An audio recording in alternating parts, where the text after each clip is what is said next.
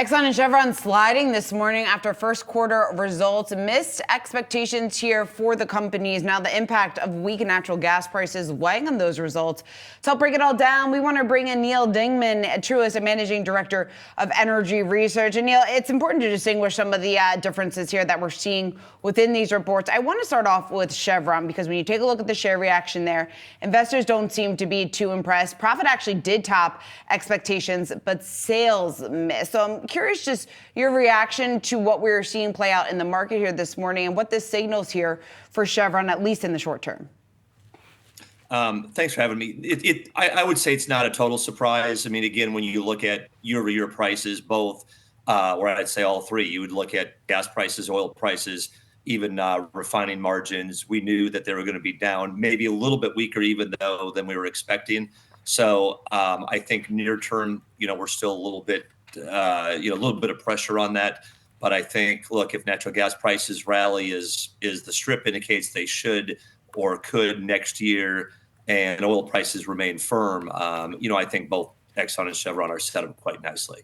It's interesting for Exxon. They were talking about what seems like some of their cost management strategy as well, and exiting from certain business and then the existing businesses that they do have where they're making further investments.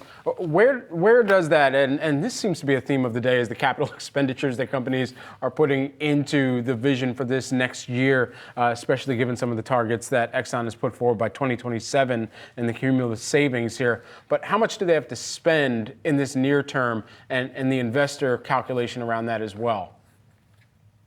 Yeah, it's a good question. That you're right. Now that all these companies are looking at this flat production profile, Chevron and Exxon are not unique. But what's unique about Exxon, they talked about already achieving $10 billion in savings on the way to their goal of $15 billion of savings through 2027.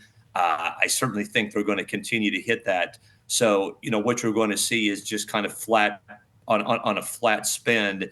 Look, at the end of the day, I think, Brad, the key for these companies continues to be free cash flow and what they're able to pay out or return to investors. Both of these companies returned over $6 billion this quarter. Again, you look at Exxon, they paid out about 101% of their free cash flow. Chevron paid out over 120% of their free cash flow. Again, the key remains, I think, the shareholder return for both of these. Yeah, Neal, when you take a look at these production numbers, at least for Chevron, they were talking about strong execution in the Permian Basin, just to name one of those regions here that did obviously, I guess, please investors to a certain extent. When you take a look at what those numbers you were expecting to look like in the current quarter that we're seeing now in the second half of the year, is that going to be continuation, do you think, of what we saw in the first quarter? That's right. Sean, it's just be a very, very slight growth. Again, they're going to have big growth, as you pointed out, in Guyana and in the Permian, over 10% in the Permian, but that's just going to help keep the remaining or their overall portfolio flat.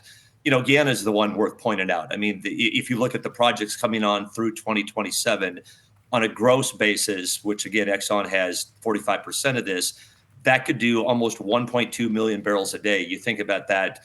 The U.S. alone is doing about 13 million barrels. So this is encroaching on over 10% of what the U.S. alone, this project could be doing by 2027. Obviously, that's why it's a big deal on this litigation between Chevron and Exxon on the Hess deal.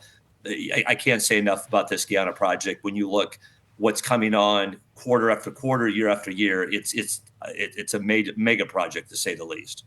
How do some of the new projects that either of these companies are talking about get them closer to some of the targets that they, as well as some of their partner companies, have talked about with regard to cleaner energy solutions in the future? Yeah, I asked them that today. It's interesting. They still have direct air capture, advanced recycling. There's a lot of things they do on that. But again, it's still a pretty small amount of total capital spend. Simple reason being is the returns are not near as they are in the upstream or even the downstream segments for that matter. So again, I think they are going in that direction. Do I think in the next 2 or 3 years it'll be even close to 20 or 25%?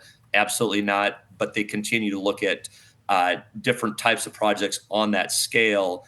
But they're also considering, when they're looking at these projects, they have to gain a return that is commensurate maybe with some of their traditional type projects. Neal Dingmann, who is the Managing Director of Energy Research over at Truist. Neal, great to see you. Thanks so much for taking the time.